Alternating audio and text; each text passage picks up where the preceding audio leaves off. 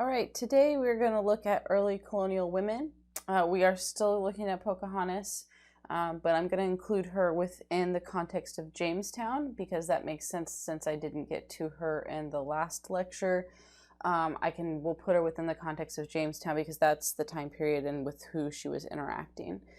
So to get to Jamestown, we have to have a little bit of background and context to understand what was going on and how the English got there.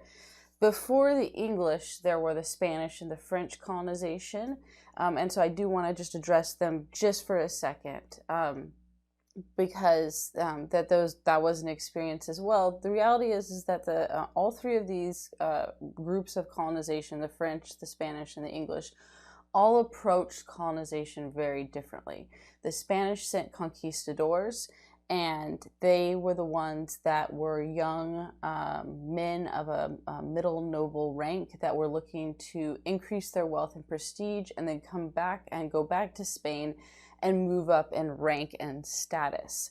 They were often unmarried, and if they didn't bring any women with them. Women from Spain didn't start coming over until Spain had a massive shift in how they did colonization, because there was no point to come over. They weren't planning on settling.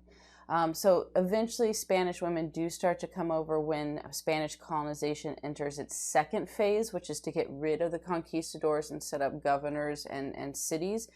The thing that was also more unique about Spain was that they actually many of the conquistadors that became governors ended up marrying women from the area that they lived, local indigenous women, and they and that wasn't just one particular group of people, and this created a whole system called las castas, which was it was essentially a caste system based on race, based on marriage and parents, and the closer you were to full Spanish, the higher rank you were. But even full-blooded Spaniards, if they were born in the Americas, were lower than Spaniards who came over from Spain.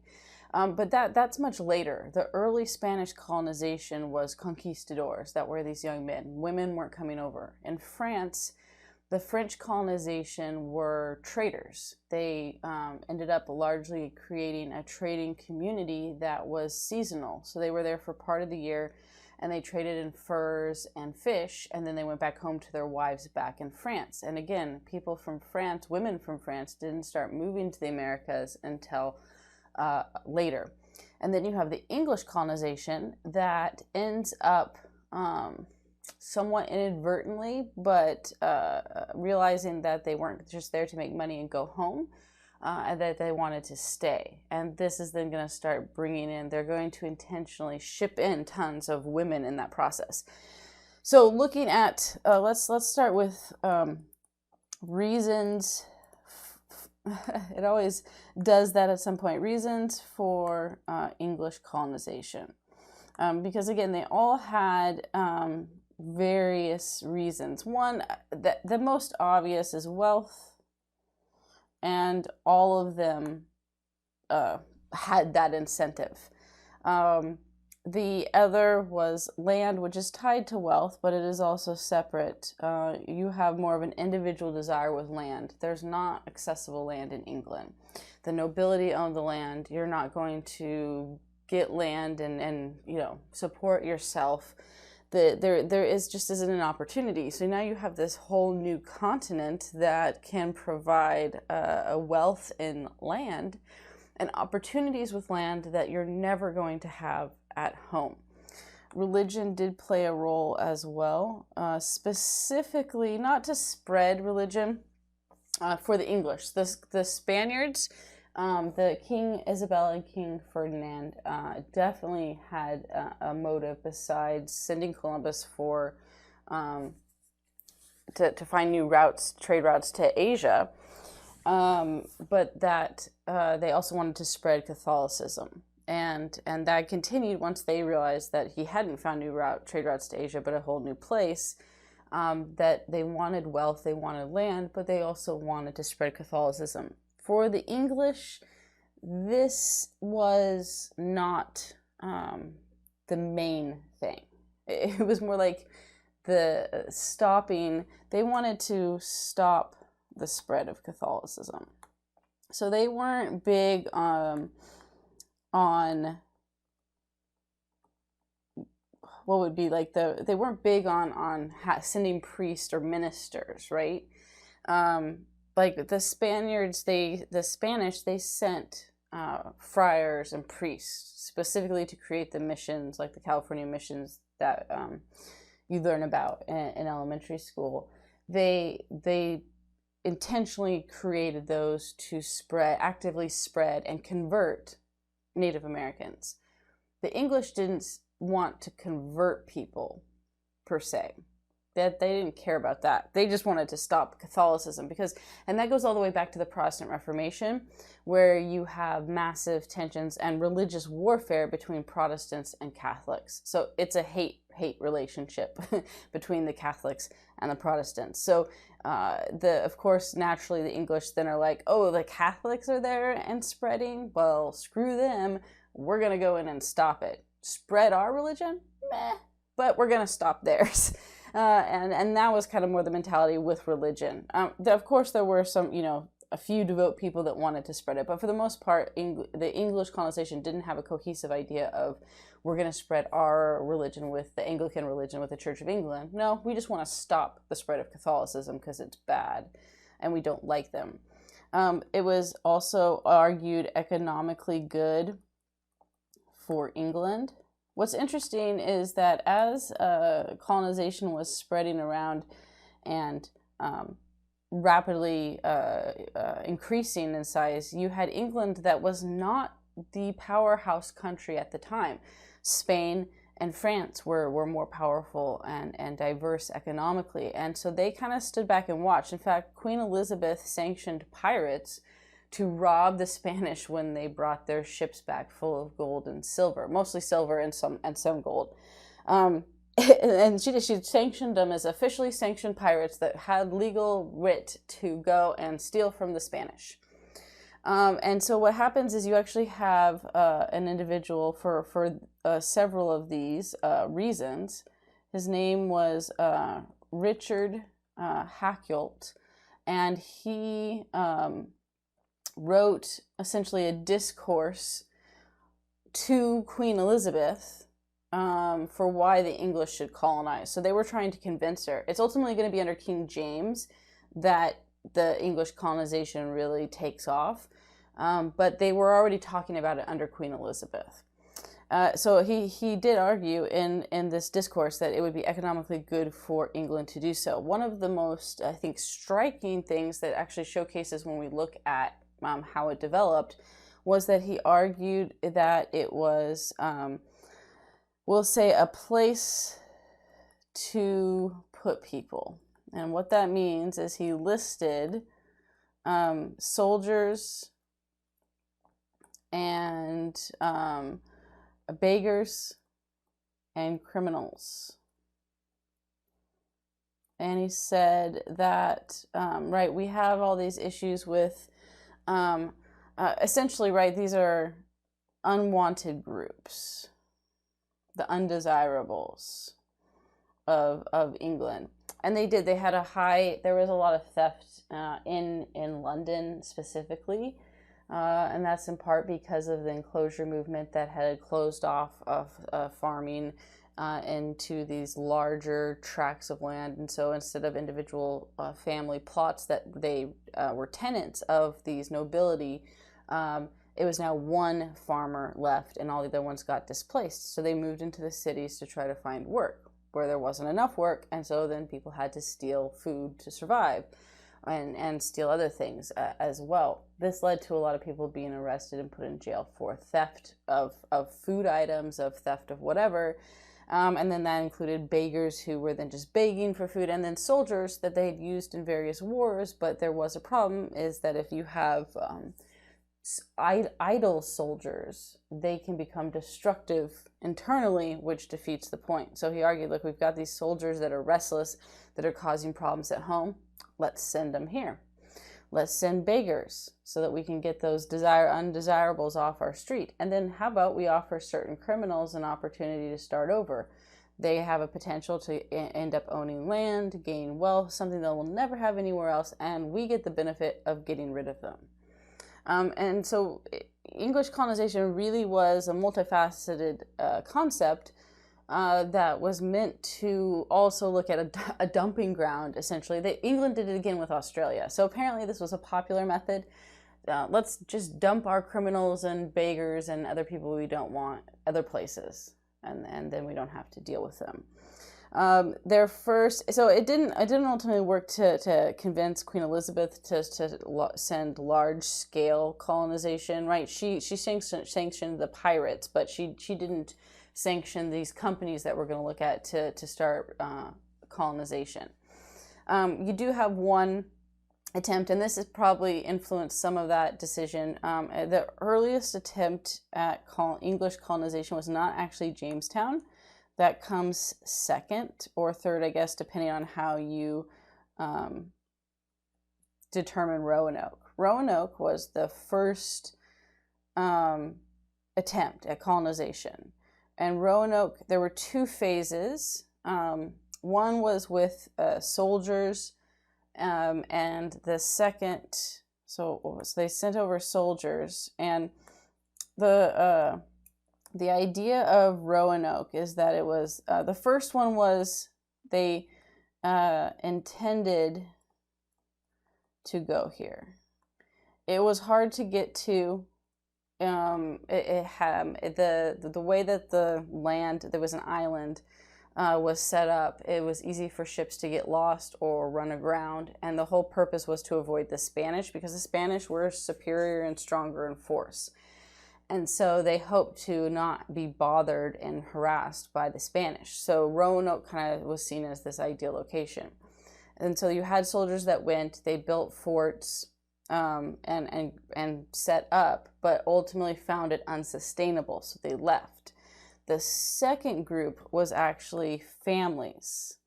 And what that tells you, and this was men, women, and children, husbands and wives and things like that. When families come, the purpose, right, is to settle. That's one of the things that the presence of women is super important within colonization, because it is a signifier that people plan to stay.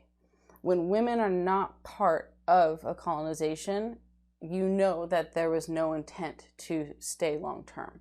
Women are the ones that signify family, permanency, and kind of a regular home life in that sense. And women don't come over unless that's the intent. And so this was an intent the second round to settle. Now, they actually wanted to go to the Chesapeake area. They didn't want to go to Roanoke. So that was not their original destination. However, what happened is that, we'll say weather conditions landed them in Roanoke. And since there was already kind of a fort built, they decided to stay. The man in charge, we'll say the leader of the group, realizing that this was not where they wanted ultimately to remain, went back with the ship.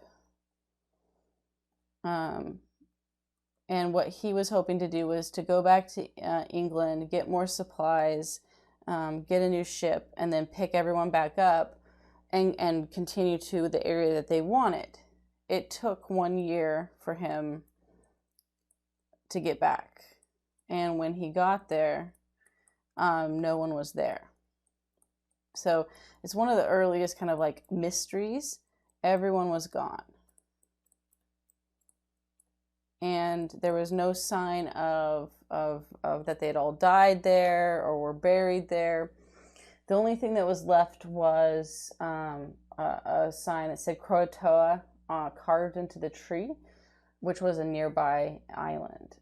He was told by the sailors that they weren't going to waste their time. A Spanish ship was spotted nearby, and he could either go with them or he could stay there and they may or may not get back to him. So not surprisingly, he didn't stay.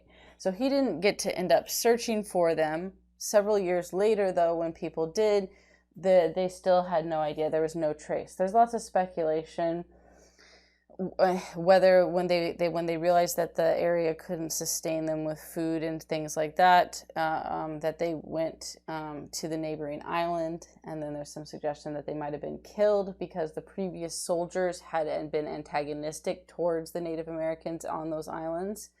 Others suggest they started making their way towards the Chesapeake and then ended up being adopted and incorporated into a Native American tribe for those who survived, because there was also some suggestion of disease that killed off some of them along the way. We don't know, other than it failed. And so that first experience of a group of settlers trying to find a permanent place to live didn't happen. That leads to Jamestown. And Jamestown is going to be the official state-sponsored, if you will, nation-sponsored, king-sponsored settlement. Jamestown was founded in 1607, and how it worked is that the king gave a charter to Virginia Bay Company. And the reason for doing it this way was to minimize expense. So instead of England and the king having to pay to send people to the New World, which, by the way, it was expensive. It was a difficult journey. It took a long time, and it was expensive.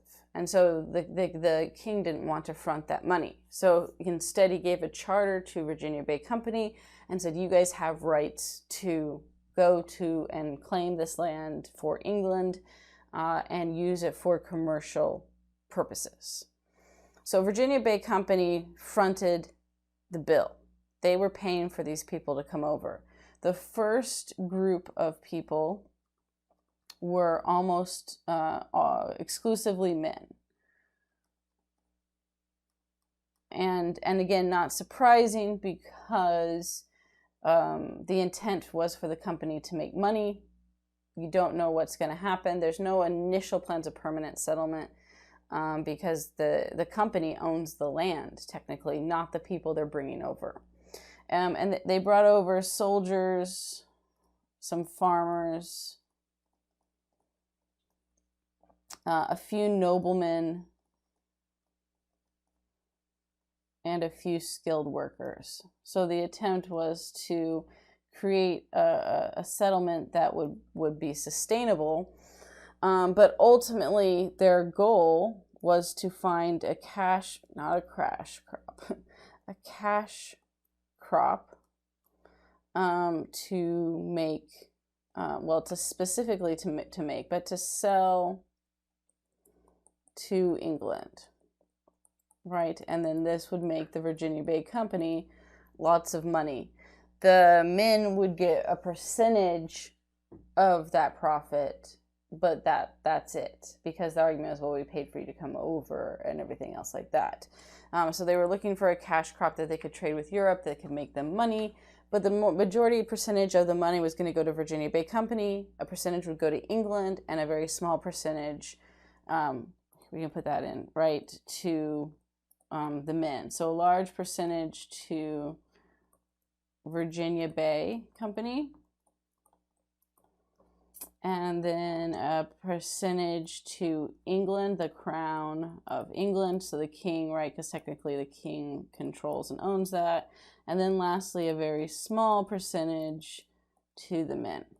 And this is going to be part of the reason that Jamestown has problems because of that setup. But there's a variety of other things that become problematic from it. So if we look at problems, there's some problems early on. One is going to be the location. And that it was a swamp area. So you have with the swamp, right, malaria with the mosquitoes. And so right off the bat, you're setting yourself up for disease. which is going to, I mean, these things, the next one we're going to look at as well, disease and death are going to be the end results of this. The other thing was, I guess, just a lack of intelligence in what they were doing. They ended up dropping human waste into the river upstream. So then they contaminated themselves. And then you're going to have what's called the starving time, which was the worst period in Jamestown's history. And there were some women there by this point. The starving time, it's going to let me write on here, there we go, was from 1609 to 1610. Okay, so these three things didn't happen all right away. 1607, it's founded. They start building the fort. You have problems with location and disease and death with the fact that they for a while were putting their human waste in the river that was contaminating themselves. And then on top of that, you have a bad location that's creating disease and death. And so the Virginia Bay Company was constantly replenishing people to try to get them to have enough to be productive and make money. And they did start sending some women who were either part of those criminals that got sent or were desperate, or a few that were wives of men that went.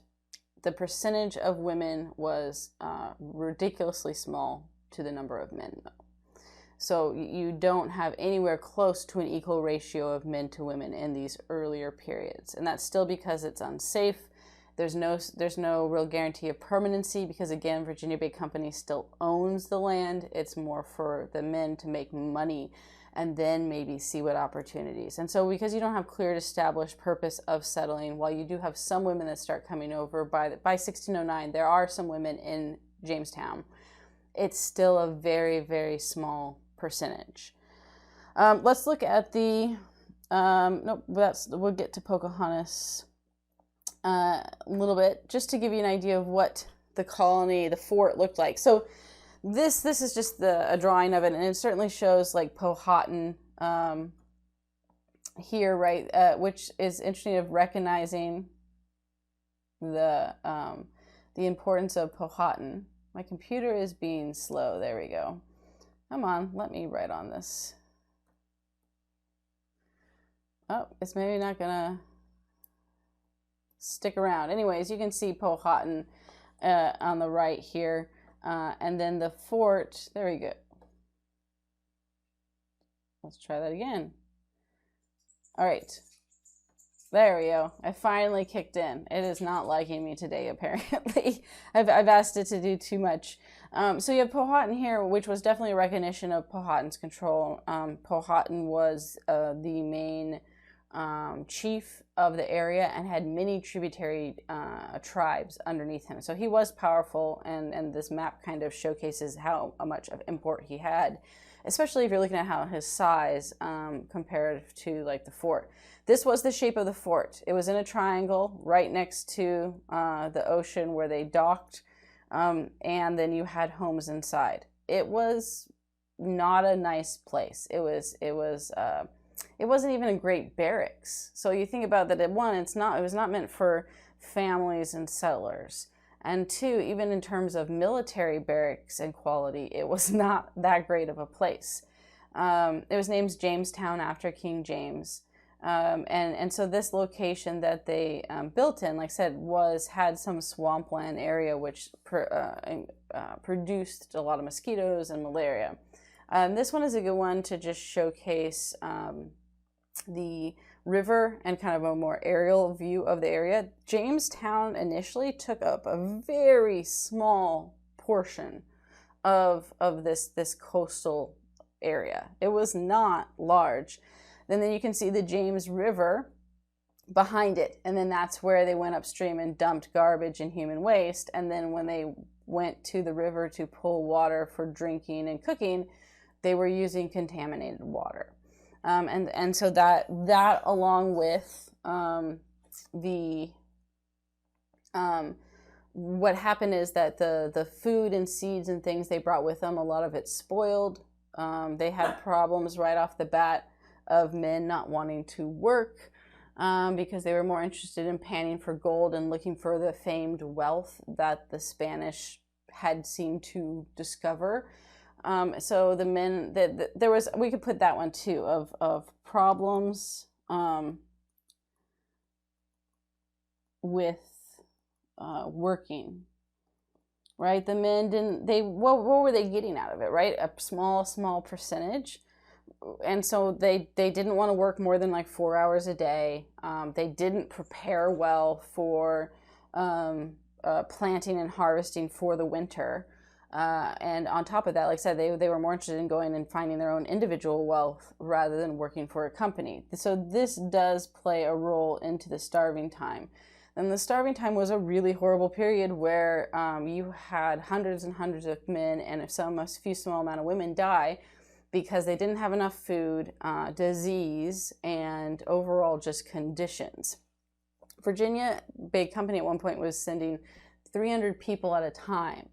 And they'd drop off 300 people, and then they would go back to pick up more people and come back. And when they got back, there would be 20 people left alive. And those people were like trying to get on the boat to go back, and they had to forcibly refuse people getting on the boat. So then they dumped another 350 people. Then they went away, and when they came back, and this is during the starving time period, when they came back then, 16 people were left. So massive high death rate in Jamestown in these early periods. So it's not surprising many women were like, nope, not doing that, because there wasn't really any uptick for it unless you were in the most, either a forced or most desperate position. That we do know that the starving time, Jamestown resorted to cannibalism, not wide, like everyone, but that there were people who resorted to cannibalism. They found bones with teeth marks on them. And we have one instance of a man killing his wife so he could eat her. Most of the cannibalism that they discovered was on people that had died from disease or starvation and then were eaten. Whereas this one man was tried and convicted in Jamestown and hung for killing his wife so he could eat her. So then even that within one of the early women of Jamestown then was a victim of this violence because of the desperation of starving times. And so, you know, by 1616, over 80% of the colonists who had been brought to Jamestown had died. I mean, that's an insanely high death rate. So what changes and what brings women to the colonies so that you start having women participate within this system of colonization? Well, one, the death rate due to disease slows down, right? Because the people who do survive end up with immunities. As well as they did change some of their conditions that were not working well for them and that were causing some of that.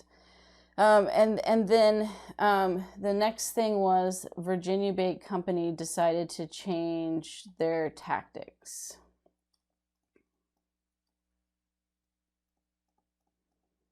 So we're going to get into more detail with this one in just a minute. But what they realized, they got tired of paying for all these people to come over, and they weren't making a ton of money.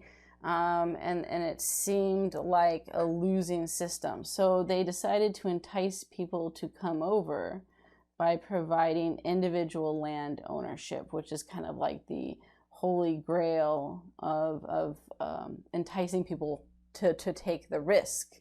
And then that's going to be coupled with indentured servants to work the land and the headright system. We're going to talk more about this. I'm not going to write more on this yet because we're going to come back to that. But these things make it more successful. And then what is also needed is, I don't know why I keep writing crash, a cash crop. You need some kind of cash crop to make it valuable. And that cash crop that was discovered was tobacco. And so once you have tobacco, I don't know why my computer has so delayed here. Okay, so tobacco was the cash crop that's then going to provide the wealth needed to incentivize people along with individual land ownership and the potential for that. This then is going to start bringing women over because, so we'll put that here. Women start to come over, and they start to come over in a variety of ways. Indentured servants, tobacco brides we're going to look at, and because now the men were wanting to stay because they now had land ownership. Once they were given individual ownership of land, a shift took place, and it really was with the cash crop too. But once you have those two components, essentially a shift took place where now they wanted to stay and they were planning on settling down. And so if they're planning on settling down, then they're going to start being interested in actually finding wives or bringing their, if they already have wives, bringing their wives over. If they're not married, finding wives so that they can start a family and create a life. And that becomes kind of that key shifting point. So, but before we talk about indentured servants and tobacco brides, I want to look at Pocahontas, because right during Jamestown then, this is when she is around and plays an important role within the society, and is also used by the colonists to create a specific image. So her Pocahontas, she was the daughter of Powhatan, and Powhatan was, like I said, he was the chief, and he was a powerful chief because he was the chief to multiple tributary states. So what tributary state means is that the other tribes paid him tribute, either in wealth or goods or loyalty in men. And so he was very powerful, and he was more a militaristic, stronger leader. And Powhatan's, the coalition of Powhatan had anywhere from 15,000 to 25,000 Native Americans. So it was a big deal, which also shows you why they weren't concerned when the English showed up, because they far outnumbered them.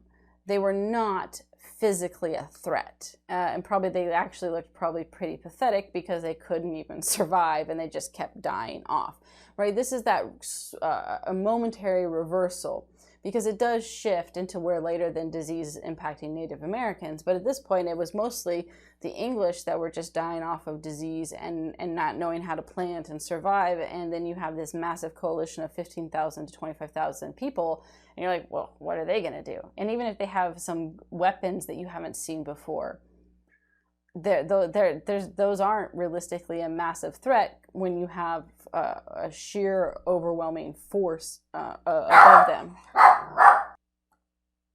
All right, sorry about that. My dog, which you'll probably hear again, likes to think that tiny as she is, that she is the protector of things. Yeah, I try to pause it as quick as I can when she starts barking. Sometimes it's just the whining, but I'm sure you're going to hear her again. So sorry about that. Okay, daughter of Powhatan. Powhatan is the chief. Large Native American coalition, essentially tributary states, so that they are this powerful thing, and the English aren't going to look like a threat. So very quickly, there are let's say interactions between the Jamestown and Powhatan. And there's a lot of speculation as far as like purpose and what each other's were. There's actually a really good documented interaction between Powhatan and John Smith. John Smith is probably one of the most well-known figures from Jamestown besides Pocahontas. in part because he, for a period in time, was one of the leaders of Jamestown. But why he's well known is because he actually wrote a book to sell about his experiences. So you have to take his book with a grain of salt because he wanted it to sell and make money. But it does give us some good interactions where they look at trade negotiations between him and Powhatan, and also some of the tensions that emerge from it. So they have interactions, there's trade. Really the belief is that Powhatan thought that they could potentially be a good tributary state. And it's not, there's no reason why he wouldn't think that based on his size and power comparative to the English. And that they might see that as a benefit because, of course, one of the benefits of being a tributary state is you get the protection of the larger, more powerful one, right? That can be a downside if you don't want to be part of them, but if you are a smaller group that needs a larger state of protection and some of the benefits that a larger coalition brings, then being part of that could be beneficial. And so they do some trade. And within this trade, what ends up happening is Pocahontas, his daughter, who is often described as his favorite, not only learns English. So for Pocahontas, she learns English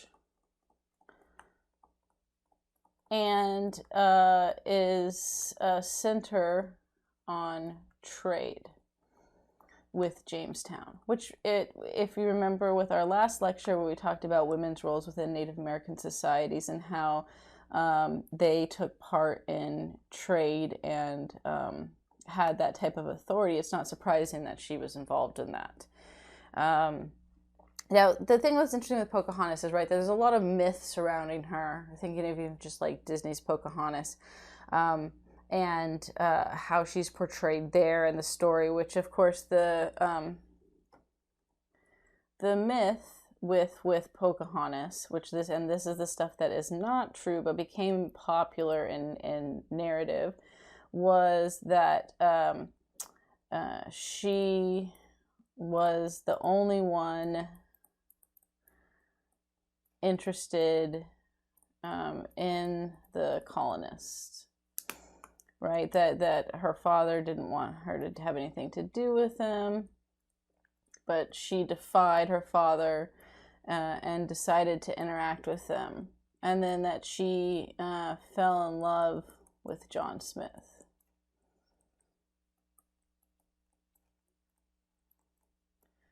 And she saved him as well. Okay, now we'll look at these and the reality of Pocahontas. Well, we know that she was quite young when they arrived, a young teenager. There's varying arguments for her age, whether that's 12, 13 to 15. But she was not an adult. I mean, what they considered kind of adult back then is a little bit different, but she was not, you know, she wasn't close to 18. She was young. She did learn English, right? I put that up there, but we'll put it here again. She learned English, and so that she ended up functioning often as a translator between her father and the colonists. She did participate in trade. She did provide them food during the starving time. Actually it was during the first, them food during first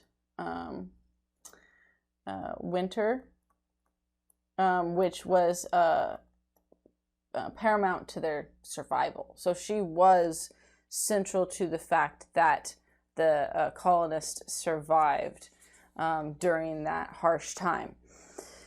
Whether she she was not in love or relationship with John Smith,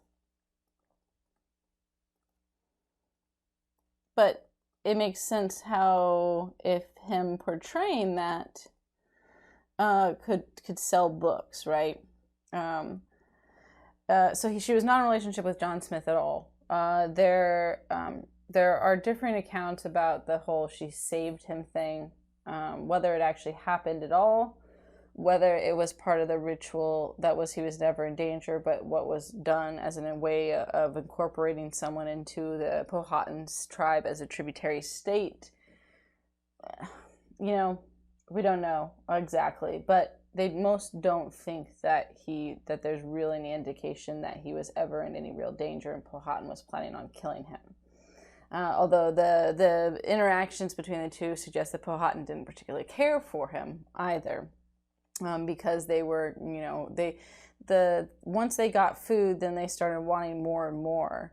But they wouldn't trade their weapons, which Powhatan was interested in. And Powhatan had to explain to them, like, look, we have some food, but we don't have massive surplus. We need that food for our people for the winter.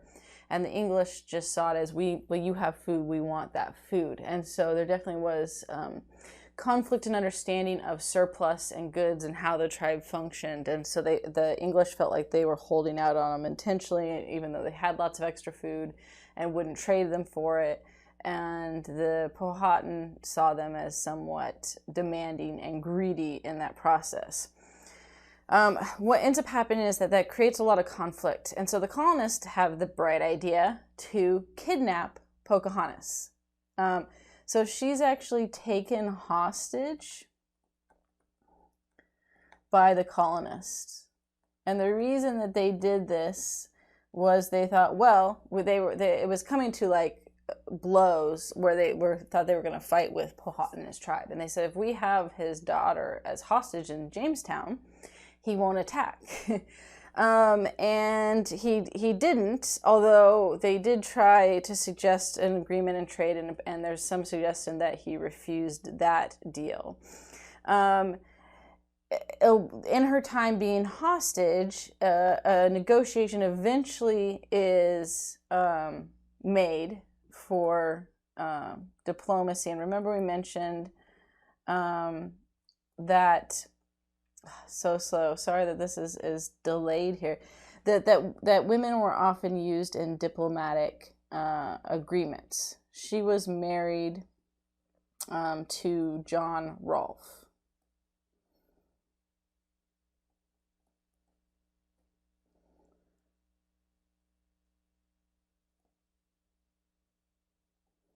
All right, let's see. I might pause this and see if I can get this to work, because that's not going to work if it's going to be this slow. All right, one more. Hang on just a second. Sorry.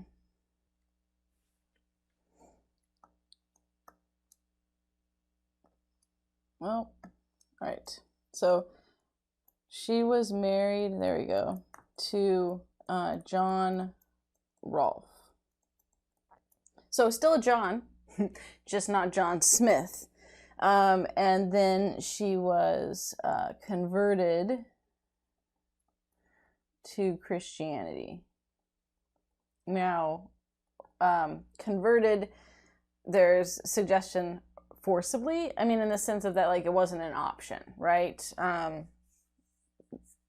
These things weren't recorded, and I mean, the one recording of some stuff that we have of this is from John Smith, and he's not a reliable source. Her name, her Christian name, then became Rebecca. And in exchange, the colonists were given tobacco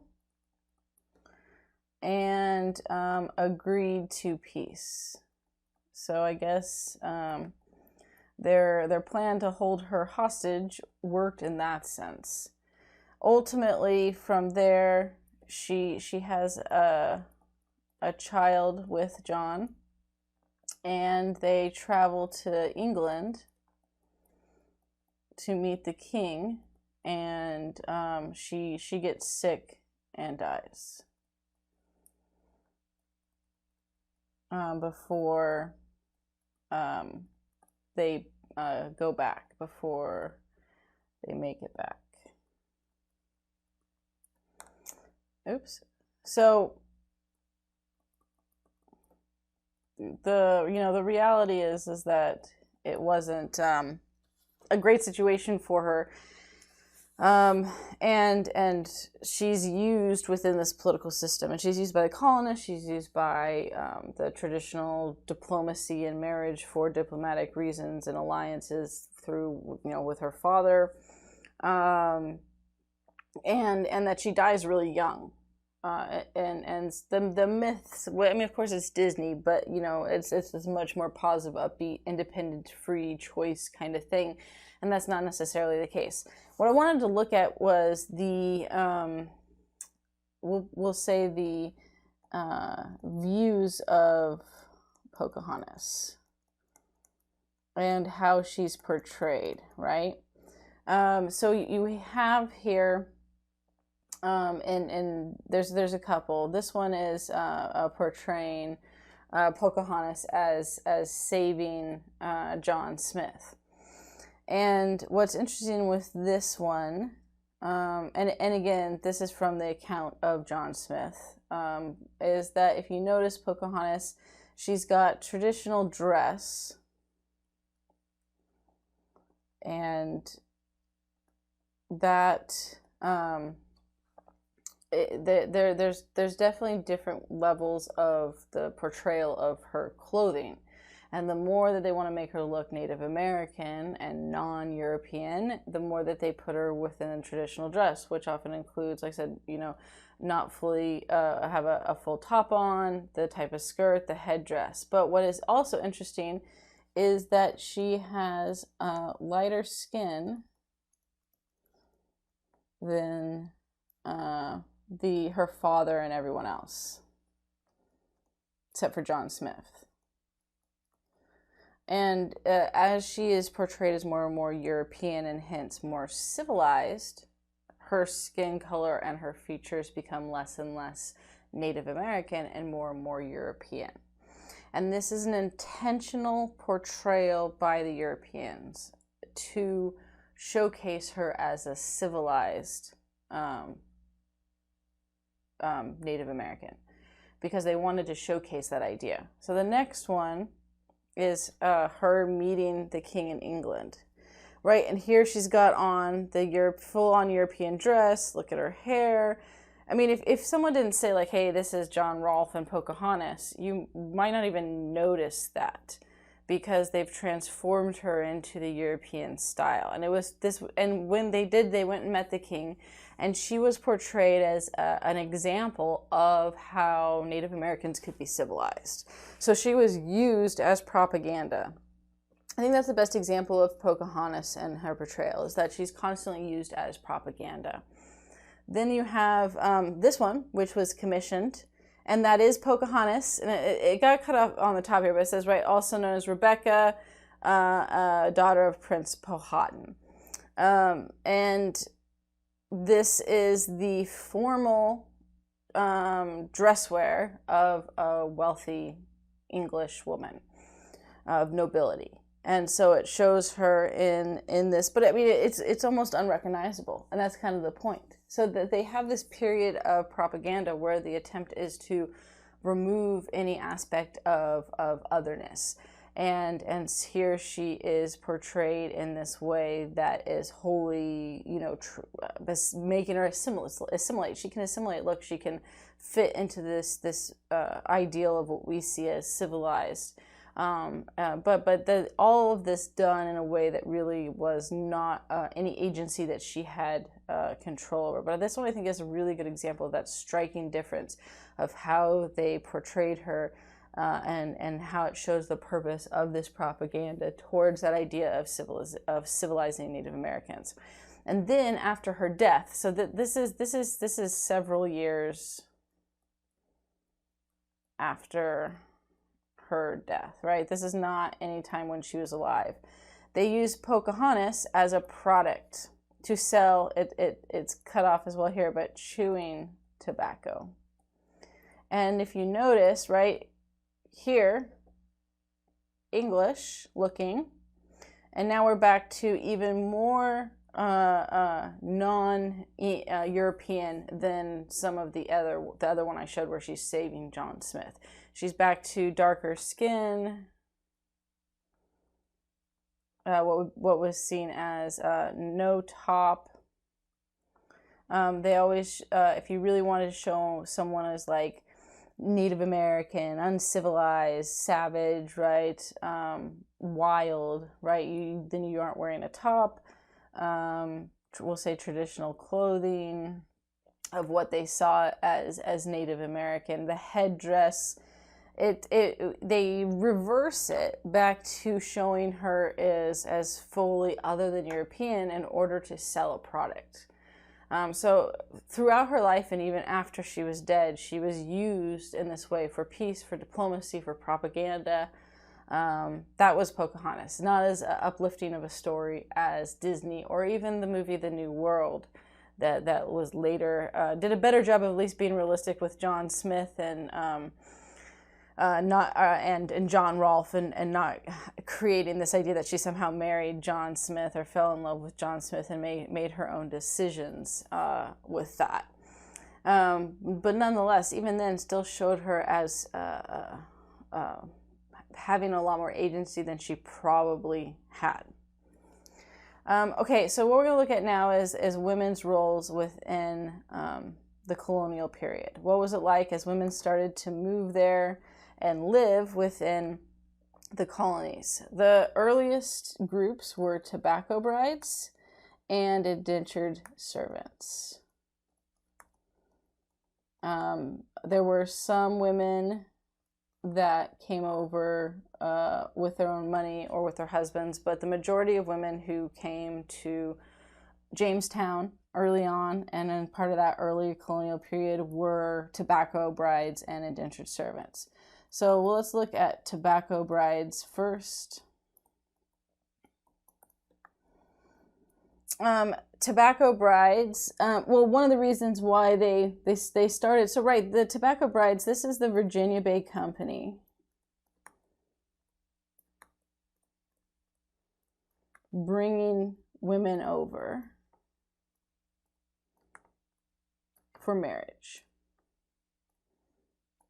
And one, it signified, one, because the death rate had started to go down, but two, because of the individual land ownership that men were ready to settle down and wanted to have wives. And so now there was this desire and need for women who were almost non-existent within Jamestown.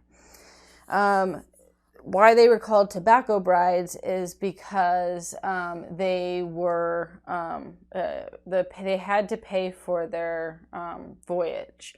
And so it was 120 pounds of tobacco to cover cost of voyage. And then the goal and idea is that they would, you got passage, and on arrival, they met with interested men and could decide if they wanted to get married. If who? Let's say two. Now, early tobacco brides had a massive benefit. We're going to look at the reading I had you look at in just a minute. Right, because there were very few women and lots of men, right? This created a circumstance that allowed women to benefit from that situation. And so they could pick who they wanted to marry. And because often there were multiple men interested in each woman, they could control the marriage contract. Now, how it worked at this time was that when people got married, they created a marriage contract, which was kind of like a prenup. And it kind of laid out the plans for inheritance, dowry, things like that ahead of time. And this is important because of English and well, and it goes back beyond the English, but then policies of basically your status as a woman if you were single or married. So there was what was called femme sole, and then you had femme couvert. Femme sole was for widows, mostly, or unmarried women that were older. Femme couvert was for married women. And it essentially meant that your identity became your husband's.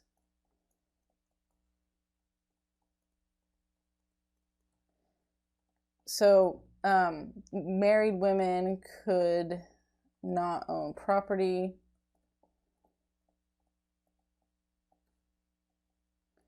They had no political identity because it was their husband's. And they were under the authority of their husband. What's interesting with this, so it's the reason with femme couvert, when you get married, they used to do it where they'd say, now introducing Mr. and Mrs. John Smith.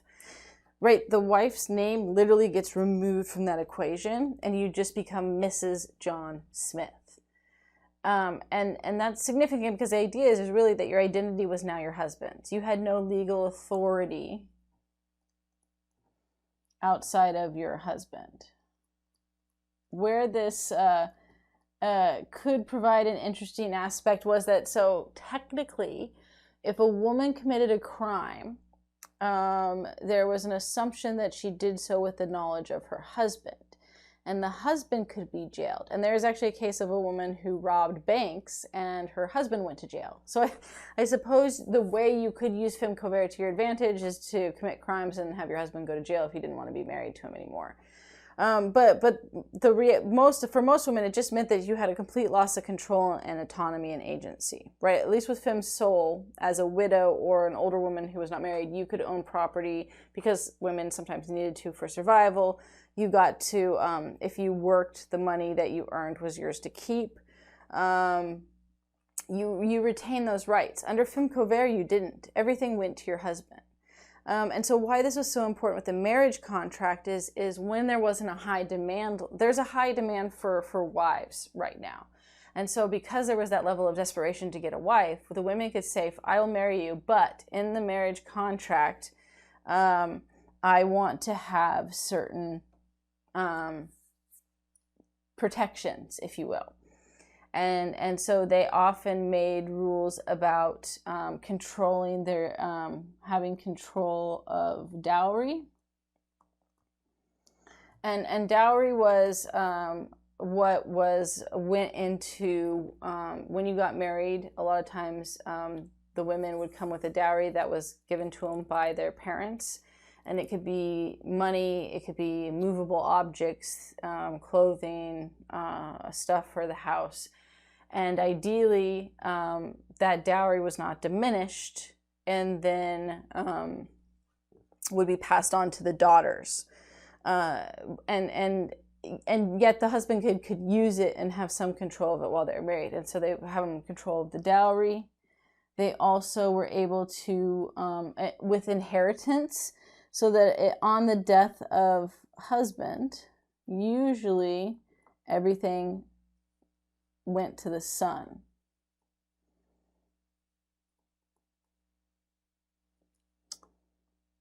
Still not great here. Let's see if I can get this working again. Once more, it was working for a minute. Now it's over text again somehow.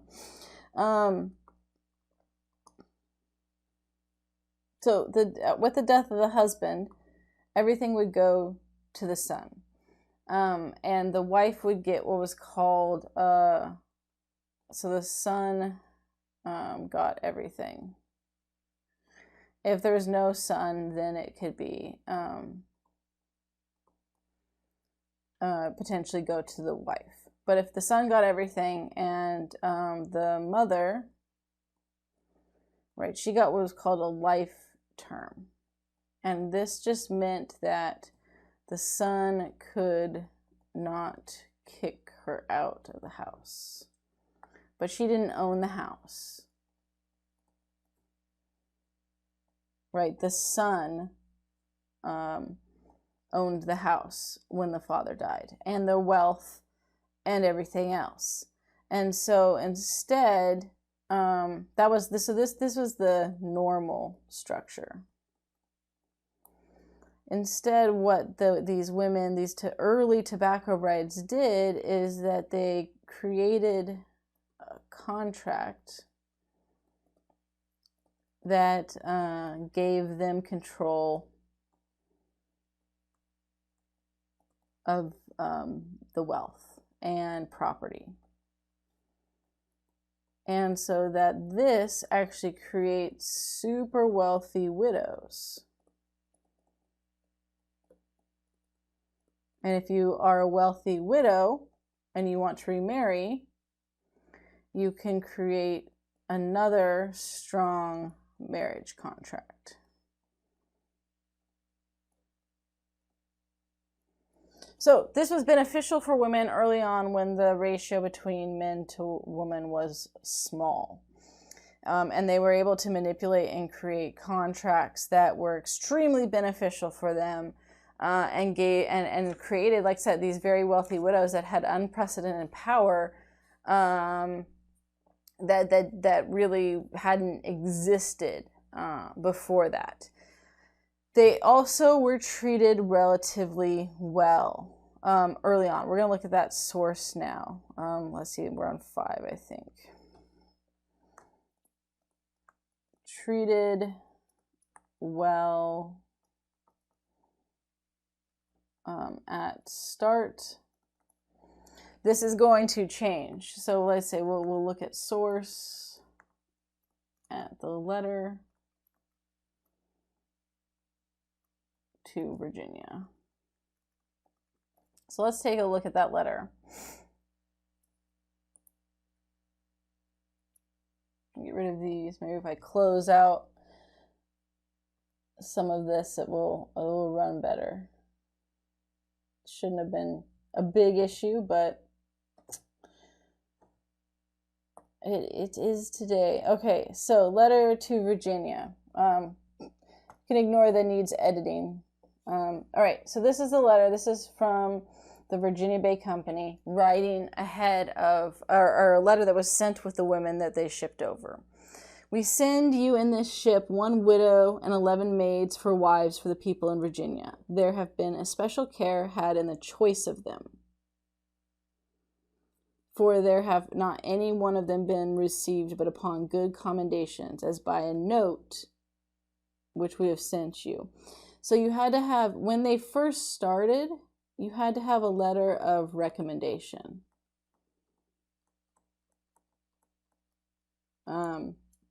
That goes away. But at the beginning, they had to have a letter of recommendation. They said they picked the women with care. We pray you all, therefore, in general, to take them into your care, and more especially we recommend them to you, that at their first landing they may be housed, lodged, and provided for of diet till they be married. So this is interesting too, right? There's no rush to pick a husband, right? They're saying, please look after them until they find a husband. And in case they cannot be they still wanted them to be married, but it wasn't like, get off the boat, find a husband, or, because here was the inconsequence.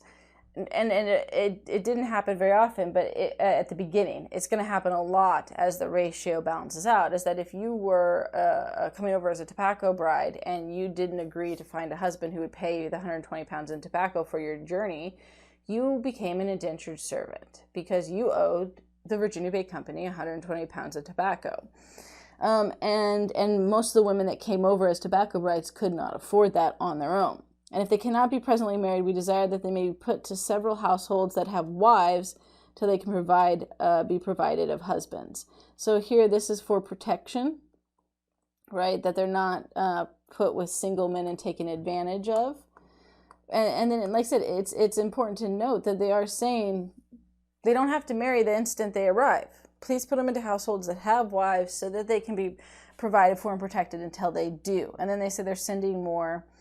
And there's a clear acknowledgement even in this, the importance of women within colonization, right? Because they say that the plantation can never flourish till families be planted and the respective wives and children fix the people on the soil, therefore have given this fair beginning, right, for that. So they're arguing this is their aid to that. But it is interesting that there's this recognition that, right, the importance of women within colonization, that women are the roots to a community.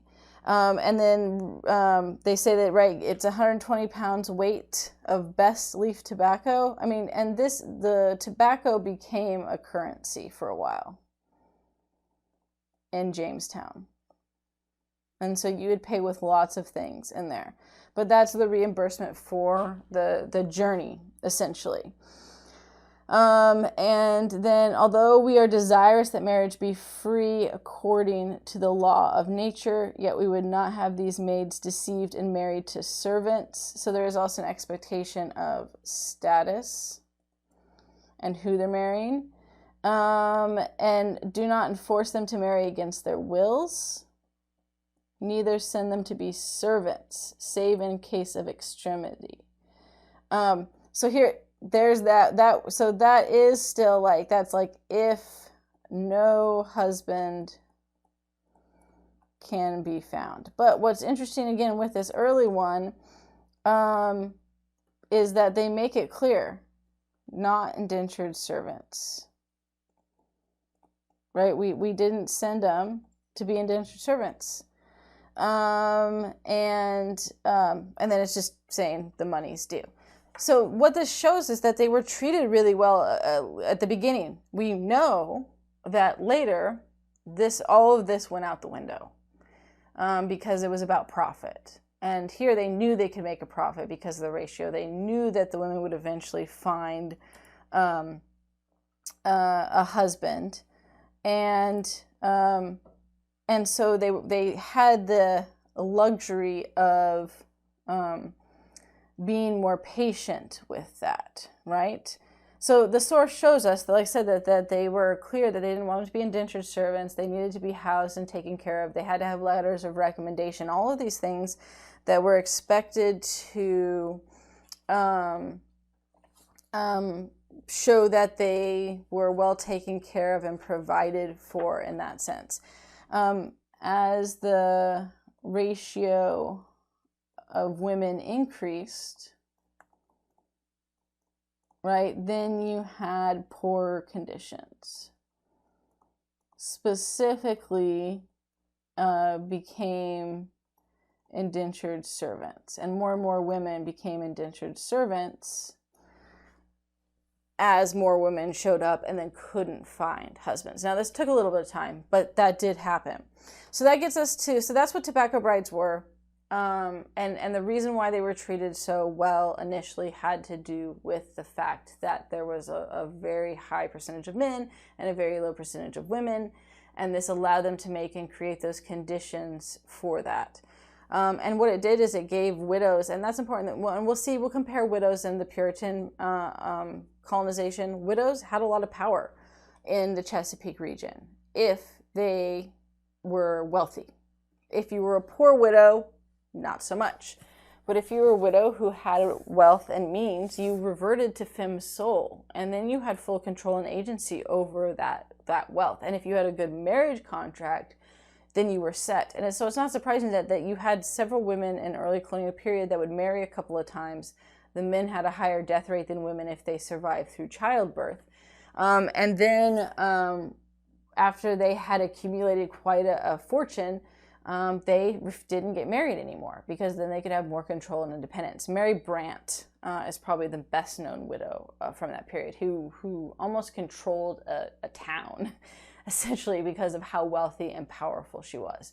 That's a more rare example, but it did happen. But what the tobacco brides early on were able to do before it became a negative thing was provide them an opportunity to become wealthy widows, or at least wealthy wives and potentially wealthy widows and have opportunities. And we'll see like the colonial woman and day-to-day life, how that was structured. Okay, so now indentured servants. Let's see, we are on B. Indentured servants were the second part of that. And so indentured servants were brought over to work on tobacco plantations.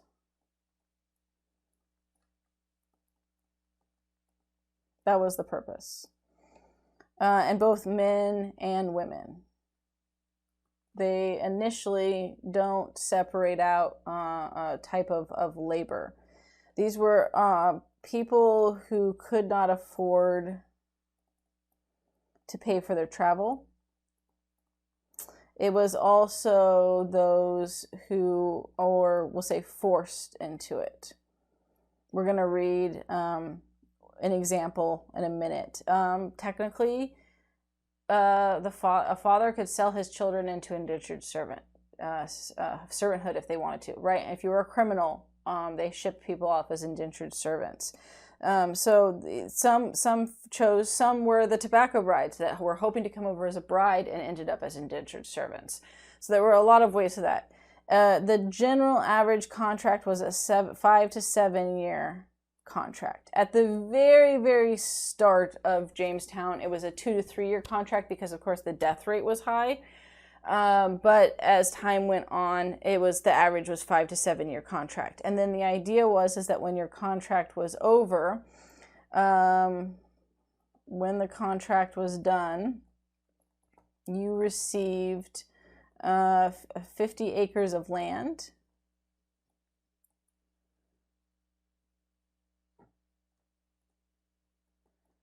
and tools. And this was offered to women at the very beginning as well. So it had benefits. Virginia Bay Company had their hands in this as well. And then they created the headright system to encourage indentured servants. And the headright system, and it was connected to that as well. So the headright system was this. It was also, though, that if someone paid for their voyage, right? Why you were indentured servant is because you worked the labor to pay off whoever paid your voyage. Indentured servants' voyage, they got 50 acres of land as well. What is going on? I feel like my computer is about to crash again. Okay, so the headright system was that if I was a wealthy tobacco farmer and I could afford to pay for an indentured servant to come over, not only did I get the contract for the labor, but then I got 50 acres of land that the Virginia Company gave out. If I was an indentured servant, right, I would willingly choose to go. For why did some people choose to go? Well, they willingly chose to go because after their contract was up, they got 50 acres of land and tools, ideally to have their own tobacco farm, which then they would bring over indentured servants and expand their acreage and continue the process. And for a while, that worked well. And for a while it was hard labor and both men and women worked in the tobacco fields, they were able to create their own farm and build their own wealth after their contract was over. Of course, that also changes as more and more people were coming. So how the conditions and stuff, right? What happens with that? Conditions and change. Okay, so one is that there was less land available. At the start, or further away. Virginia Bay Company had land that was desirable to give away. But as time went on, that was not the case. And so then people would find that their contracts were, when they were up, they were getting crappy land really far away. And eventually they weren't getting the land that they were promised. And the other thing is, as more and more people came over, that you tended to have worse treatment and conditions. Now, this depended on the owner of the contract, but it definitely got worse as time went on. Women continued to work in the fields a lot of the time as indentured servants. They would also have some women in the household, but a lot of indentured servants, they were paid to do the tobacco labor. So worse conditions and treatment. Technically, the contract required housing. So they called it shelter, right? Shelter, food, and clothing, and what was called reasonable provisions. But there was no policing of this, right? So that varied widely. And the conditions do get worse because the goal is that farmers started to realize that they wanted to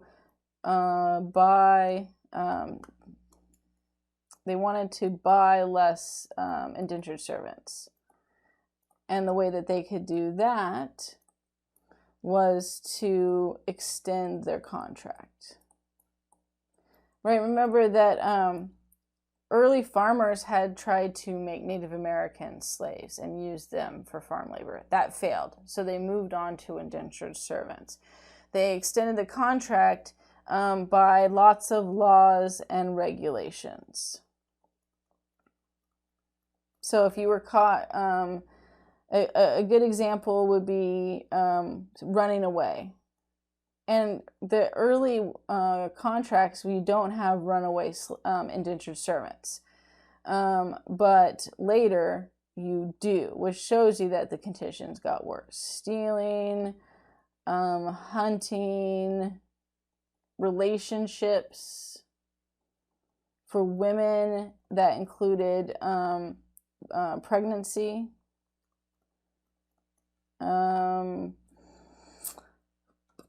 being unproductive, having a bad attitude. Anyways, the list could go on and on. And all of these things, what they did with these is that these infractions added time to your contract. So if they didn't feed you enough and you went out hunting, you could get, if you got caught, your added time was added to your contract. If you ran away, to give you an example of the time, so let's say you ran away and you were gone for 6 months, right? So then what the added time for your contract would be as followed: 6 months for being gone, 6 months for loss of productivity, right? Basically, you weren't working for 6 months, so you owe 6 months for being gone, and then 6 months for not working. And then usually it was whatever the cost for getting you back. And sometimes they would also calculate out loss in revenue due to one less worker. So what quickly happened is that 6 months gone became 1.5 years extra on contract. Right, and they could just keep doing this to slowly inching up the contract. Now, women had some additional issues with this because pregnancy, and we're going to put abuse here too. Okay, so you end up with pregnancy and abuse were very much things for women. The owners of the contract often abused women, sexually raping them or other types of sexual abuse. If you got pregnant, then they took off they added time for you being pregnant. You didn't get very much time off when you had the baby. And even though you were working through your pregnancy, you still were penalized for that. Now there was, because they still were English citizens, they did have some rights, unlike we'll see with slaves when we talk about slavery in future lectures. So you could petition to have your contract be bought out by someone else. So if you were a woman who was being sexually abused, assaulted, raped by your owner, you could petition to the government, the local council, and say, I want my contract purchased by someone else. And they would say, okay, first you had to find someone to purchase that contract. Then you always had time added on for that whole process. So women were penalized for being sexually abused or raped by the person that owned their contract in order to get out of that abuse. And for many, it wasn't seen as being worth the extra time, because there was a potential you couldn't find someone to buy your contract, and then there was more likely that there would be retaliation by the person who owned your contract. So women were much more susceptible to abuse within the system, and that's true within slavery, that's true within most systems. But it is interesting that you also see within the indentured servant system that women were working equally with men in the fields for a good chunk of time. Women will start to move more to the domestic sphere as slaves start to come in, and there becomes a distinguish between black and white women. And again, while there were some women that helped out in the home as indentured servants early on, a lot of the time they were used for the tobacco labor because that's where the need was. And the fact that they allowed women to, after they were done being an indentured servant, actually own land in that process. So I wanted to look at this reading. This is a letter from an English indentured servant who writes home. And this tells us about some of the conditions, right? This is later, so that's something to keep in mind, right? Because we are looking more in the early 1700s, and this one is in 1756. But that's also important because it shows you that indentured servants were still around in 1756. It was not an immediate switch from indentured servants to slaves. In fact, they coexisted as a labor force for quite some time before one slowly transitioned out and switched to the other. But I like this letter because it gives us a good view of those kind of conditions and when it wasn't good. And also, again, why early indentured servants, early tobacco brides as women had more opportunities and better treatment. As more and more women showed up and the population equalized, and more people were just present, these things changed in a negative way. So helpful if you were of the early groups to come do this. Probably a lot worse experience as a woman if you came later as a tobacco bride or indentured servant. And they definitely had upped the tobacco bride expectations as the ratio increased to where you need to find a husband relatively quickly, or you go shift over to indentured servant. And they stopped, I forgot to mention, they totally stopped with the letters of recommendation and were actively promoting in England that any woman who's under 50 and decent looking can get a husband. And that ended up not obviously being the case by the time the ratio had equalized. So here, she's writing to her father. Honored father, my being forever banished from your sight, will I hope pardon the boldness I now take, troubling you with these. My long silence has been purely owing to my undutifulness to you. So the fact that it says banished from sight and undutifulness, right? It sounds like the father sent her to be an indentured servant. And so there we have a case of a child being put into indentured servitude, not by choice, right? And this is not clear, right? Like what was she guilty of? But this just sounds like that she was a difficult, maybe a disrespectful, difficult child. Maybe not respectful. Maybe it was more serious. We don't, she just says undutifulness. So that is abstract in that, but it doesn't sound like something. It doesn't sound like a criminal, right? It doesn't sound like, yo, I totally robbed. I'm sorry, I robbed you or beat you up or whatever else. It's just that she was undutiful, and so she hasn't written her father, right? She's saying, I offended, knowing I had offended in the highest degree, put a tie to my tongue and pants. She's saying, I didn't write to you for all this time because I knew I was undutiful and I had offended you. For fear that I should be extinct from you, your good graces, and add a further trouble to you. But too well knowing you care and tenderness for me, so long as I retain my duty to you. So again, this almost just sounds like that it's obedience. That there was an expectation of obedience and she was not an obedient child. Introduced me once again to endeavor, if possible, to kindle up that flame again. So that's all just saying, like, tentatively reaching out and being like, I hope that you'll, read this letter and think of me fondly so that you can help me out. Oh, dear Father, believe what I am going to relate to you as words of truth and sincerity, and balance my former bad conduct, my sufferings here. So she's saying, like, she's suffering now as indentured servants, and then I am sure you'll pity your distressed daughter. What we unfortunate English people suffer here is beyond the probability of you in England to conceive. Let it suffice that I am one of the unhappy number, am toiling almost day and night, and very often in the hoarse drudgery, with only this comfort, and tied up and whipped to that degree, to a degree that you would not serve an animal.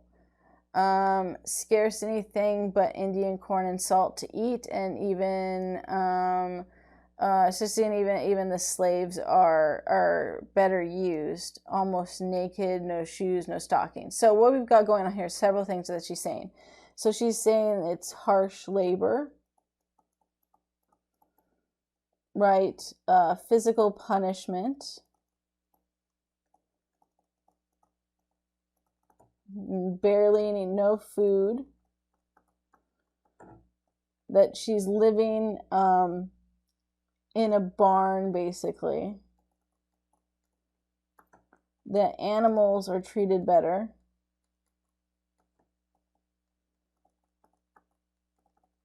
And lack of clothes. Technically, the language in the contract, this is, some of these things should be happening. But again, like I said, the contracts weren't really enforced by anyone. And so it shows you how horrible the conditions could be for women as indentured servants. And the comfort after slaving during master's pleasure, right? So they say all we have is a blanket and lie upon the ground. This is the deplorable condition your poor Betty endures. Now I beg of you, if you have any bowels of compassion left, show it by sending me some relief. Clothing is the principal thing wanting. So what's interesting too, right? She lists all these things of the treatment of her, and the thing that she wants is clothing. That shows you, I think, how desperate she was and how poorly clothed she must have been, and cold, and not having enough for keeping warm, not only when you're working, but at night, only with a small blanket, to the point that she's asking her father to please just send clothing. And then this, like I said, this became the condition of that earlier hard work gets you property was definitely gone by this point in time. And women were treated just as harshly as men in the expectation of the physical labor that they performed as indentured servants. And again, in many cases, also had to deal with abuse by their owners who abused them in other ways. And so this letter is a good one of showing those issues and the harsh treatment that could take place as indentured servants. Right. Okay, so now what I want to look at, we're going to stop there. We'll look at how indentured servants change into slavery when we get to that. So the key with this is just, of course, that women were indentured servants, that they did work out in the fields, and while there was a benefit for women early on, that those conditions shifted to very poor. But you can see a stark contrast between like the letter of how they were treating the tobacco brides, which was early on in the colonization, to a later period of how indentured servants as women were treated, and that there is this significant gap between how they're seen in one and to how they're seen in the other. And that's in part because, like I said, that ratio fills up because there's a larger population, that the benefit you had of being in high demand as a woman goes away over time. And also the fact that they more and more were treating indentured servants as slaves. And as the viewpoint of indentured servants to slaves became the key focus, so then did the treatment become worse in that process. Okay, let's see if we have enough time. I think we can do the last part real quick. So I wanted to look at daily life for women in colonial times, and we'll end there. So this will be the last part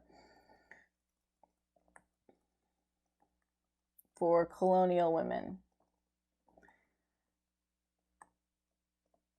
So obviously, if we look at roles and responsibilities, women were wives and mothers.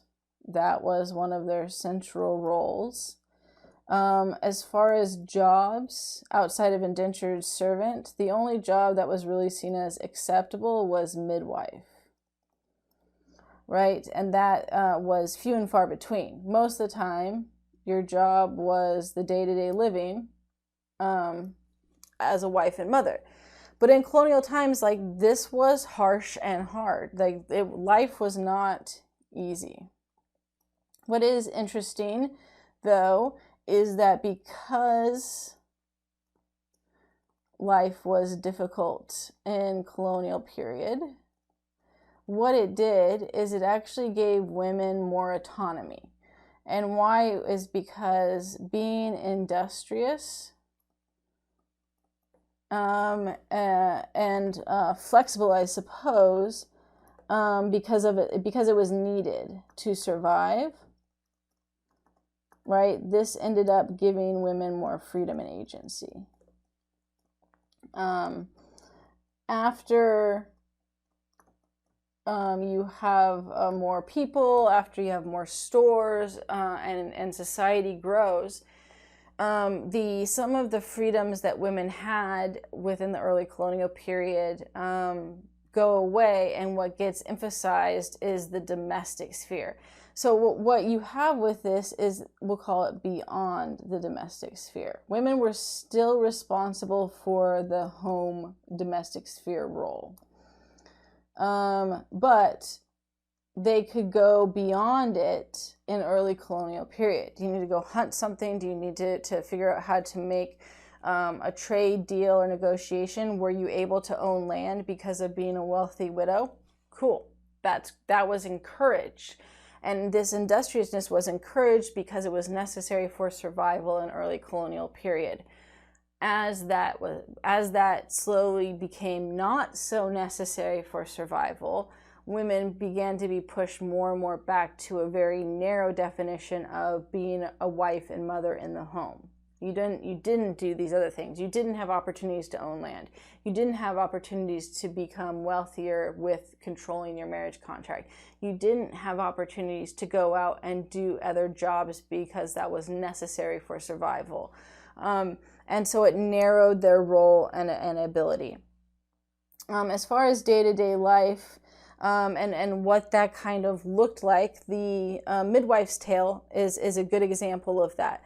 And we're also going to look at the clothing. There's a quick video of that. Clothing was a process, we'll see. And then we'll put daily life. Yeah, we'll just leave it as daily life. So let's look at these two videos, and then we'll put one. If you watched A Midwife's Tale, it does a really good job of showcasing what a woman's life looked like in the colonial period. And we're going to watch just a clip of that. But first, before we do that, we're going to watch This is with a state park, and they do the historical reenactments. And so this is a woman who dresses up as a woman in the colonial period. And so she actually walks you through all the different parts of the clothing. And you see this in A Midwife's Tale too. But it just shows you all the crazy stuff that went into what you had to wear as a woman. And then imagine doing this in farming, and digging ditches and cleaning and constantly laboring throughout the day while wearing this stuff.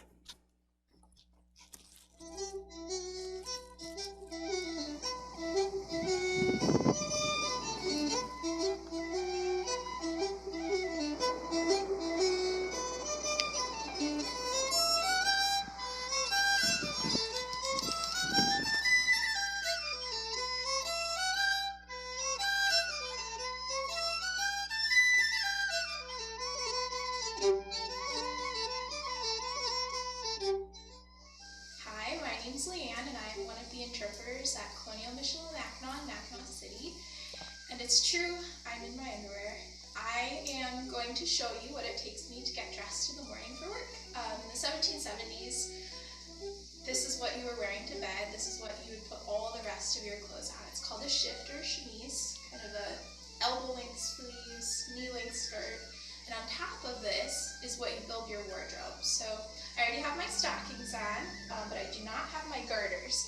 And I've learned from lots of experience that it's very important to put these on before you put your stays, because you can't really reach your feet very well. Alright, so lacing up your stays. The stays are going to give you the right shape for the 18th century, and they're laced typically in the back, which mine do lace in the back. But they also lace in the front. This is for a working woman. You don't have a person helping you get dressed. So once the stays are on, we've got our skirts. 18th century folks would have probably called them petticoats. These tie on or button on.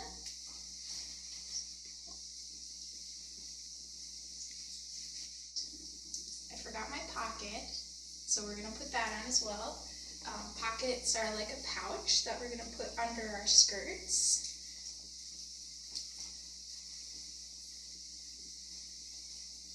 Then I like to put on my kerchief. Sometimes these are called a fichu. They give you a little bit of modesty over the back of your neck, and there's a lot of different ways that you can wear them. I like to tuck mine into my stays because they don't move when we're working. It's nice to know that everything's going to stay where it needs to go. We've got that, and then my jacket is what 18th century people would have always worn over their stays. You're never going outside without your stays or your jumps on. This is where the ladies' maid comes in handy. And then just like the skirts, we don't have zippers or Velcro or anything. So this is actually pinned shut. I have just straight pins.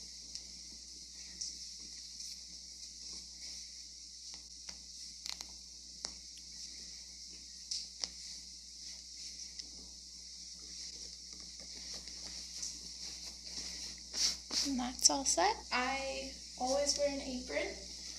Aprons were very functional. They still are functional. Use it at the pocket, carrying firewood. It also works great as a pot holder by the fire. Caps were always worn. They're very fashionable, which we did know about at Michilimackinac. Even though we're tucked away in the middle of nowhere, we were aware of fashion, so we've got to look nice. Caps and shoes. I forgot my shoes. So we have those. There's a lot of different styles of shoes at the time period. These are just good leather work shoes. They are nice to wear when we are out and about. They came in different colors as well. Now I'm dressed. I am all set to go to work for the day. So be sure to stop by Michilimackinac and say hi to us. And feel free to ask us about our clothes. We're very happy to talk to you about that. All right, so you can see that there are a lot of layers that went on Well, it's a process, but the amount of layers that women had, far more than men. And then, of course, the corset, basically, or the stay, as she called it, was very restrictive. And the even just the weight of the clothing in itself. You usually had to have someone help you with certain parts to put on. Even lower class women had multiple layers. Like she was wearing an average person's clothing. That was not a wealthy person's clothing. If you were a nobility and wealthier, the elaborateness of the clothing did increase. So that was definitely a very much a common woman's dress from early colonial period through the 1700s. What you see it in the Midwife's Tale. She's going to look very similar to that. So the next part we want to look at, and then we're going to write out some of the different roles that we see within women's day-to-day life and what they do, is the Midwife's Tale.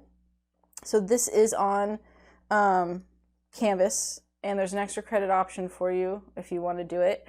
But it's a really good one for showing, like I said, what life was like for women. I mean, and Martha Ballard probably had a better opportunities in some cases because of being a midwife. She made some good money that way, and the average woman was not a midwife. And we'll talk about why a midwife, why that role was acceptable for women to do outside of the home after we look at this. So pay attention to just like their daily activities. I'm starting it right when she's gonna like wake up, what their house is like, what are the daily activities they're doing.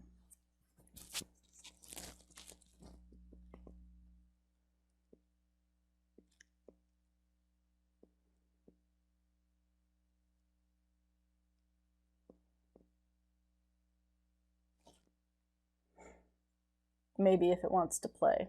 I had it ready to go. There you go.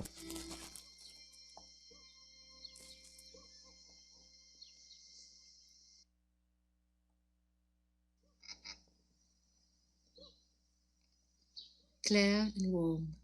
I've been at home, worked in my garden some, spent some time seeking my turkeys, and lit some.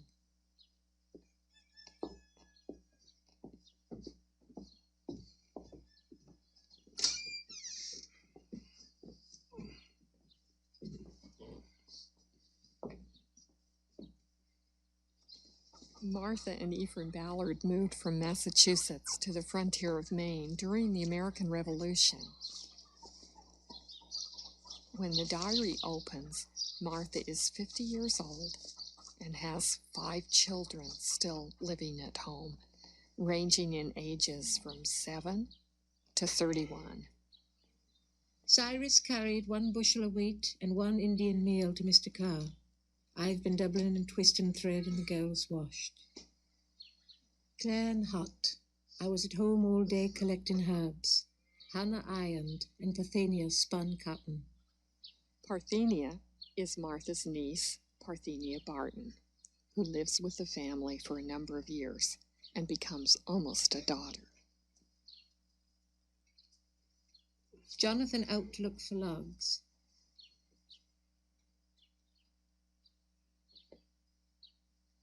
Son Ephraim cut his finger. Planted garlic seeds. Dolly sowed some peas.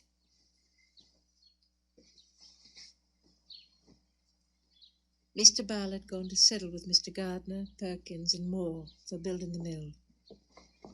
The cow was loose in town. I attended worship.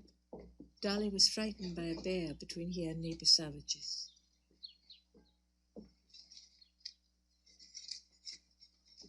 We know especially the kind of work that each member of the family did. What we don't know are some of the things we'd really like to know. That is, who slept where? And was this a playful household, or was it a house where father ruled? Is this a harmonious family?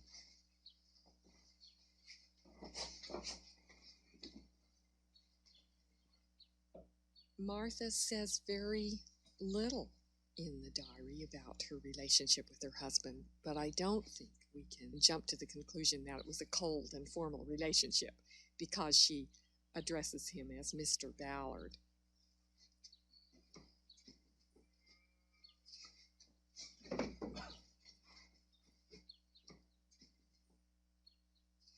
What about privacy? How did they behave with one another? These are questions that the diary can't answer.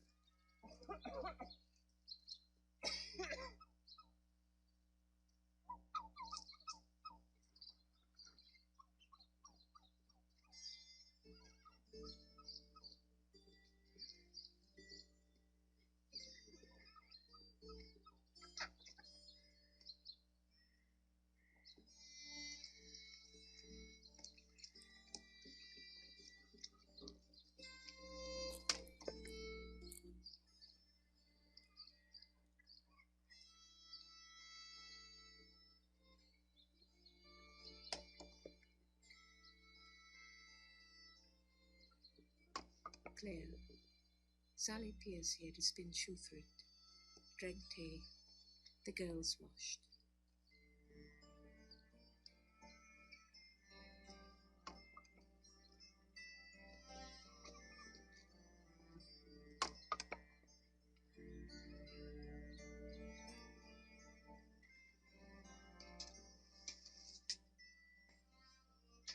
I remember when I started to do women's history that the response I would get from nearly everyone when I would go into an archive or library and tell them that I was interested in women in the 18th century, the answer would be, "You won't find much." And it's really true. There's almost nothing in surviving sources about Martha Ballard, except, of course, for the diary. It's easy to find evidence of her husband, Ephraim. He was a surveyor, and his maps are all over the archives. As a surveyor, he was caught in the middle of the conflicts over land that exploded in Maine in the years after the American Revolution.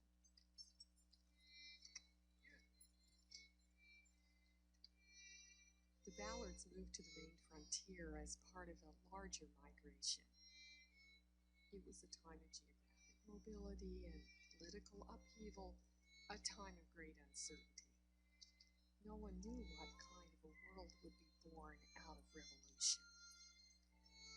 No one knew who owned the land. April 21. Claire. Mr. Ballard surveying for Judge North. I've been told the Mrs. Pages and Mrs. Cummins brought him.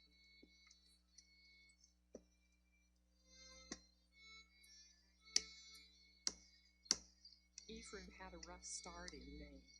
Some of his neighbors called him a rank Tory. I think he had moved on to find new opportunities for his sons, more land.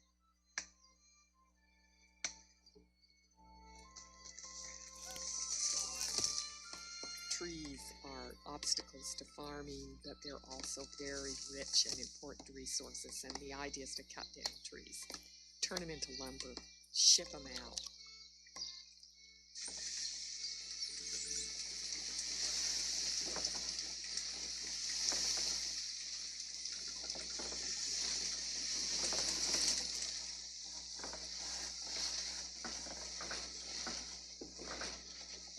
For a very long period in the diary, Martha and Ephraim are renters. Ephraim's renting a mill, and they're living in a rented house. They own land, but the land isn't cleared.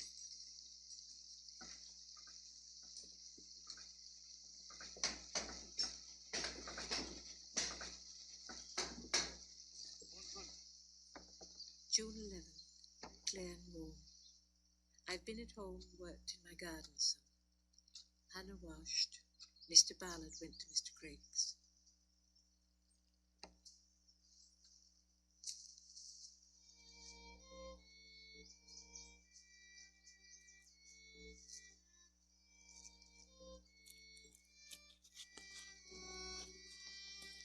Mr. Savage made the irons for our loom. I paid him 4 shillings cash. Mrs. Pollard here to warp a piece.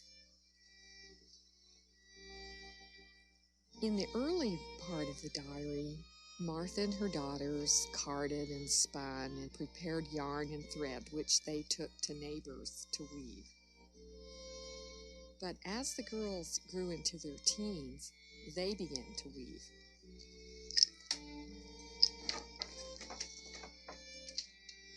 And that's an advantage for Martha, because if they're there doing the milking and the washing, she can go out and deliver babies.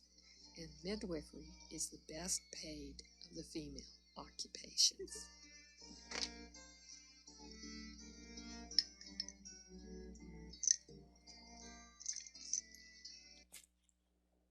All right, so we're going to stop it there. But it showed several things as far as what like day-to-day activities and what women were doing, right? So hopefully you noticed some things about the house layout. And I think it was a good example of kind of like an average home, in that they all kind of lived there. There's more than one room per se. There was the kitchen living room area, and then there was like the sleeping area. But they all family lived in close quarters, we'll say. Lived and slept in close quarters. And then they have to, like, you basically put away the beds to use the house during the day.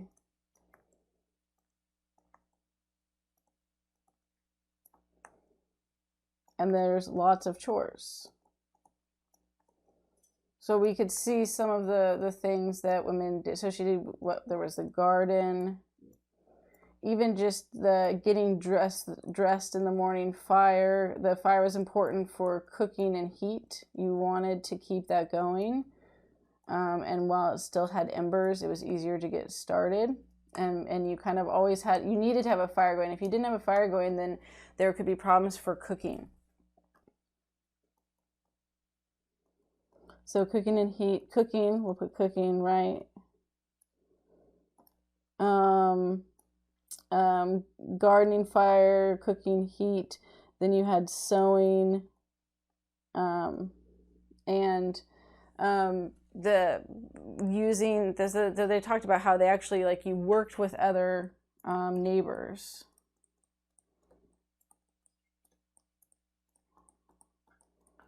To produce goods. So sewing and the loom. They mentioned how they had the loom and then others would come over and use it, and then they would share the work because the loom was a bigger thing and not every woman had a loom. But the weaving, right? That's the weaving, making your own clothes. This is for making clothes and cloth. And sewing that. And that was a huge process. The laundry was the most hated thing. It was an all-day chore. And it was very time-consuming with the washboard. You usually had like 3 different big tubs. A hot one with soap, and another one with warm water to clear it off, and then a final one where you could wring out stuff. And it was laborious and took a very, very long time. You know, she was responsible for training her daughters in the skills that they would need as a wife and mother. Later it showed her, right, because she was also a midwife, but collecting herbs. So that was more specified to being a midwife in that process. Did we put, right, picking up the house? And I think even just you saw like how much it took for putting on the clothing in the morning, taking out the chamber pot. That's what they peed in the middle of the night. Because you didn't want to go out to the outhouse where it was freezing, you would just pee in the chamber pot and cleaning that out. I mean, and the list could go on. Lots and lots of things that women had to do every day. besides, of course, taking care of the kids and everything else. That's just a snapshot of that, of not only the smaller cramped quarters and the fact that you had, like, right, the older sons still living at home. The kids stayed at home until they got married. And so you might have older children, especially sons, that were living there because they would often get married later in life because they were supposed to have a house and a home ready for their wife when they got married. Whereas the women were tended to be younger because they didn't have to be established in that way. But you had to do everything yourself. Right, so that, I think, is the key with that is everything is homemade. And while you can go to, and there are ways that you don't have to do necessarily all of it, but you either through trade or local merchant. But even the local merchant, right, everything is homemade. So you want candles, right? Then you have to get the wax, which means you have to raise the bees, and then you have to roll it and prepare it, right? So everything is multi-step process. Nothing. We are definitely we have it easy compared to what life was like during the colonial period, because it created an easier sense of we don't have to do all these extra steps of every single thing is from scratch in that sense. Okay, the last thing that I wanted to mention then was just the why a midwife was acceptable. So the midwife was, as I had mentioned before, right? This was seen as an outside the home job that women could do. So why is that, right? What about being a midwife was that allowed outside of it? Again, some of the other things that they could do during the early colonial period were more lax and free because of the necessity for survival, but midwife stayed as an acceptable position. Well, one, right, you're looking at everything gets connected to the domestic sphere. So what was a midwife? Like birth of children,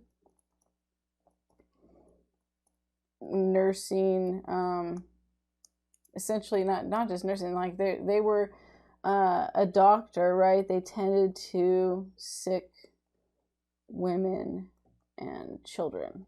These were the two big things that they did. Well, easily these are going to be connected to, right, you give birth to your kids, and that's very much within the domestic realm. So helping deliver babies very much connects to the domestic sphere. Tending to sick women and children. Well, you take care of your children when they are sick. They're only taking care of sick women and children, not men. And so that was seen as acceptable. And many women liked having another woman being there for that and tending to them who are sick than having a man come in as a doctor. So both of these things, right, are connected back to the domestic sphere, and so it makes it acceptable because it's really closely tied to motherhood.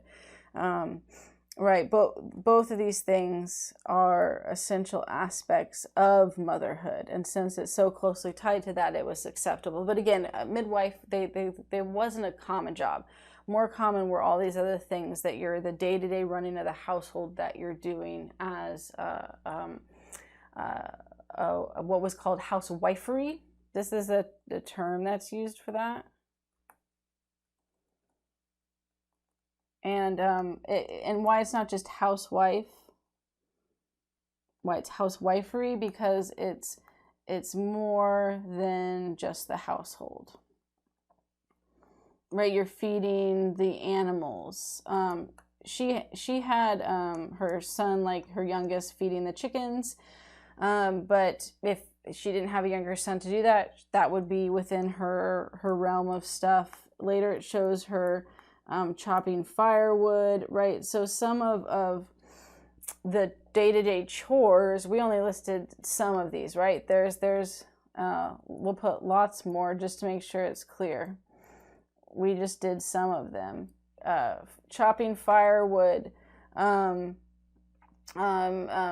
care of the animals, cleaning the house, all of those things. If there was no one to do it, you did it. And that's also why that children were kind of an essential thing. Women during the colonial period had, put this down here, we'll put, I think we're on H here. Women, children, and just to give you a sense of this, right, on kind of life and within all of this, right, you had kids that could help out some, but you were also pregnant a lot, right? So that colonial women were pregnant a lot because they had a lot of kids. The average, and what do you think the average would be? 12 to 13 children. Now, part of the reason for this was because you had high infant mortality rate, infant and child mortality rate, right? And in the story, they talk about Martha Ballard, right? She lost several children to disease. So that there was epidemics that would go through and sweep through and kill people. Things just killed you easier. You don't have antibiotics. You don't have vaccines. And so essentially there's this kind of high risk period from birth to early teenager where you're more likely to die as a child. And, it wasn't uncommon to have 50% of your children die before they reached adulthood. So that's part of the reason for having lots of kids, but also because they were needed to help the family, right? One child, there was a good chance they wouldn't survive into adulthood, but two, that wasn't enough to keep the family going, and the family unit worked as kind of this cohesive group. And then ultimately the goal would be that the children took care of you in old age. Often the son would move into the house that you lived in, that would become their house, and then they would look after you. So you raised your children, they all helped with a family being able to survive and function. And then when you got old and your kids were grown, one of the children you'd be living with, and they would take care of you. Because obviously there wasn't an old folks home or system that took care of that. You needed family for survival. But imagine doing all of this while pregnant most of the time, right? That is a lot of work and labor while being pregnant, while having children, while nursing, while recovering. And so colonial life was incredibly hard on women. If you were most likely to die as a woman in childbirth. If you survived childbirth and giving birth to your kids, usually the first couple of kids, if the pregnancies went well, you were going to be okay. I mean, there always could be complications, but if you had, pregnancies that went well, they tended to continue to go well, except for those rare circumstances. But there were plenty of women who had difficult childbirth and were more likely to die. So women were at high risk of death during childbirth, and then you had the children that were high risk of death through, like I said, their early teenage years. But the family and the children were necessary for survival. And helping out with the farm and helping out with labor. And the boys, as they grew up, tended to then learn the father's trade, and the girls stayed at home and learned trades to be their own wives and mothers as they grew up. And in this way, you accomplished things that went well. And they mentioned it in The Midwife's Tale that things went pretty smoothly with Martha Ballard when the children were home and they had the system. As they grow up and get married and move out, life becomes harder for her as she then faces the burden of doing all the labor. And so that the children were an important component to survival of the family during this period. All right, that's where we're going to end. And we'll pick up with how the Puritans were very, very different for women and their roles than those in the Chesapeake area with early colonial women.